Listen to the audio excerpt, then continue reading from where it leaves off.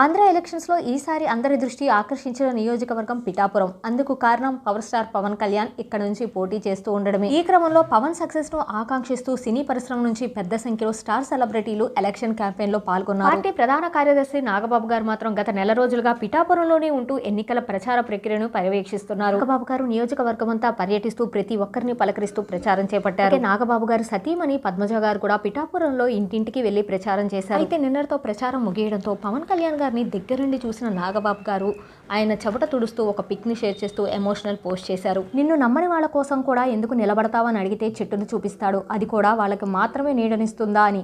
నీతో నడవని వాళ్ళ కోసం కూడా ఎందుకు నిందలు మోస్తావని అడిగితే వర్షాన్ని చూపిస్తాడు. తనకి మొక్కని రైతు కంటిని తడపకుండా పంటనే తడుపుతుందని అప్పటి నుంచి అడగడం మానేసి ఆకాశం లాంటి అతని ఆలోచన విశాలతని అర్థం చేసుకోవడం మొదలుపెట్టాను.